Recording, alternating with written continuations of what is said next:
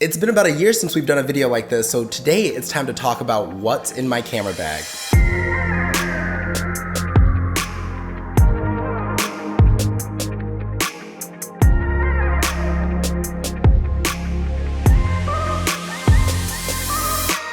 What's good, everybody? For those of you guys who are new to my channel, my name is Sydney Baker Green. I'm an international photographer and cinematographer, and today we are doing the What's in My Camera Bag 2020 video. I am making some really big changes throughout my entire filmmaking workflow and everything about my gear setup. As we move into 2020, some changes have happened, some changes have not, so let's get right into this video. So let's start off with the camera bag. I think that's the most important for filmmakers' essentials right now, and currently I do not have a filmmaker's camera bag. I'm currently using a photographer camera bag, and that is the Vinta Type 2, its second iteration with its updated features. I think the reason why I love this camera bag is just for its premium look. I know I got a lot of slack for my video talking about it being the best camera bag of 2019, but simply for me, looking good when I'm out doing what I'm doing is one of the most important things for me. It may not be for you, so if you are really looking for a bag that is functional, run and gun, and quick, this won't be a bag for you. This bag is for somebody who is a slow, methodical shooter, who takes their time, who really thinks their shots through, and is like, hey, you know what, I have the 35 on right now. I may need to move to the 50 and 85, but I don't need to move that out quickly. And the nice thing about this bag is that it comes with a camera pack on the inside. So after I arrive at a place like a wedding or a portrait shoot, I can leave the main bag in the car and simply have the camera pack on me, which allows me to simply reach in and grab my lenses or change my lenses out when I'm at a wedding, since I only shoot prime. Now, I think the biggest change to my 2020 arsenal has been my filmmaking gear. Now, if you guys have watched any of my previous videos, you know that I shoot with the 1DX Mark II for photo and video. Well, I have decided that it's time to upgrade. For me, one of the important things when it came to deciding if it was time to upgrade was the simple fact that I knew the only thing holding me back was my image quality.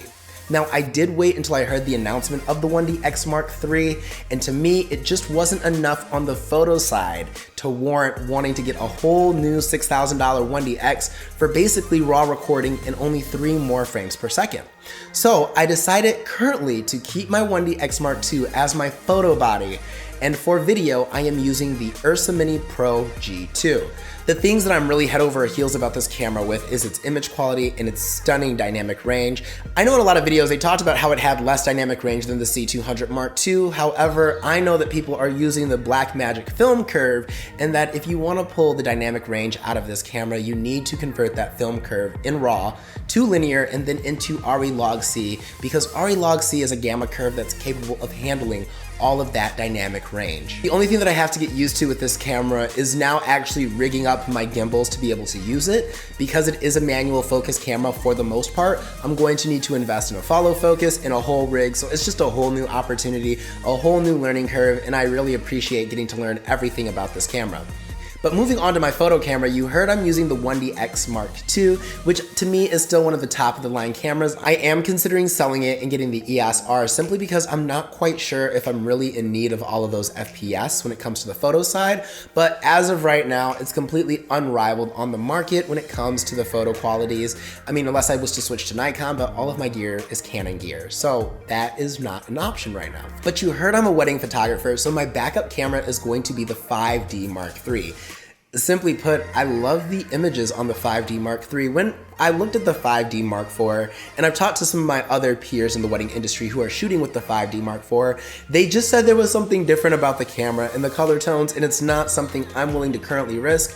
Also, there's really no need for me to upgrade outside of the 5D Mark III when I have the 1DX Mark II, and this is just simply a backup body, and the 1DX Mark II is already a workhorse. Now, for lens choices, and I absolutely recommend everybody, especially if you're shooting on a mirrorless body that has IAF, to invest in these 3 lenses. So my lens choices going into 2020 are very simple. It is the Sigma Art 35, 50, and 85mm art lenses at f1.4.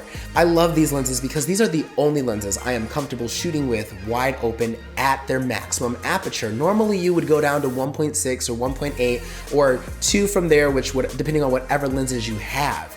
And these lenses are super sharp on a DSLR where the focus plane is before the sensor. So yes, you do get some softness, which is why I recommend if you are shooting on a mirrorless body, this just opens up a whole new capability for these lenses.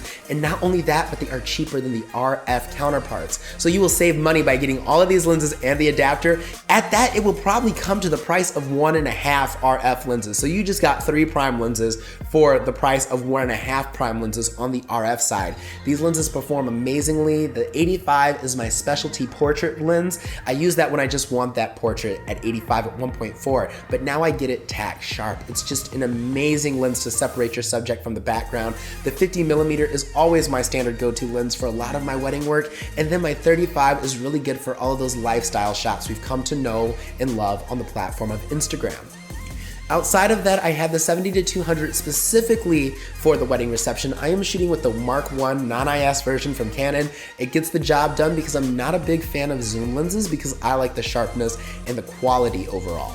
The 16-35 f2.8 Mark III Canon lens is my go-to vlogging lens currently on the 1DX Mark II. That's basically all that I use it for, and I used to use it when I would be shooting 4K on the 1DX Mark II because of that crop factor, and I might throw it on the Ursa Mini from time to time, but currently it's just that lens I need when I need something wider. I've been considering investing in the Sigma Art version of that lens since it has a wider maximum aperture, and I am a natural light shooter. Now for the monitor, currently I'm in between a rock and a hard place because I am using the Atmos Ninja Flame, and it does not have an SDI output for the Ursa Mini, and I know I'm going to want a monitor that has that capability, so I may be investing in something like the Shogun Inferno in the future, but currently I am using the Atmos Ninja Flame, which was really nice with the 1DX Mark II being able to record in 1080p in ProRes, and if I'm able to get my hands on an EOS R, I'll have the ability to have 10-bit video on a vlogging setup. Probably won't do that with a monitor, but you guys see the point, just some open capabilities if I want to do something with YouTube videos like this. I use this monitor because I shoot a lot outside, and being able to have that bright screen really helps my video creation. Finally, in my camera bag, we have my gimbals. So I've currently been shooting with the DJI Ronin S for a lot of my video work. It's one of my favorite gimbals by far. It's so much fun to use, and it's so nice for run and gun shooting. There are some ways we can use this with the Ursa Mini, but because the Ursa Mini is a bigger camera, I'm pretty sure I'm going to be breaking out my Ronin M, which if you've watched my videos is the gimbal that created my video in Hawaii, my video in Mexico, and my video in Los Angeles. The Ronin S created the video that was shot in Toronto, and that was all on the 1DX Mark II. So it was a smaller camera and easier to use, but we just have a lot to figure out as we go into 2020, and I will be sure to keep you guys updated. All in all, I'm not the biggest person, hey laddie. All in all, I'm not the person that's most concerned about the price of my gear, but more so how it performs. So it doesn't have to be too expensive, and yet it doesn't have to be too cheap. And the only reason that I really didn't go with a Canon cinema camera is because I feel like Canon just hasn't been listening to its users. And with all the flavors of ProRes and everything else that I get with the Ursa Mini G2, to me it's a no-brainer. I can live without autofocus. As a matter of fact, in the cinema world, manual focus does it better. So it's just me as a consumer being responsible where I put my money, because when I buy a product, it gives companies okay to do things such as not listen to their target audience with their research and development if they choose to do so. And to me, that's not an okay thing. So I'm not gonna put my money in something I don't believe in. I hope you guys liked this video with my update on what's in my camera bag going into 2020. I haven't jumped on the RF train.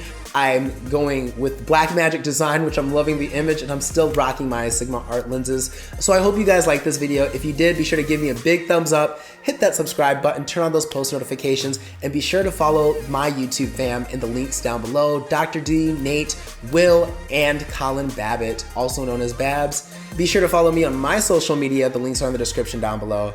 And remember, if you are ever feeling uninspired, uncreative, or just want to give up on life, every day, airplanes take off against the wind. Live, love, laugh, stay inspired, and as always, stay fabulous. My name is Sydney, and I will see you guys next time. Peace out.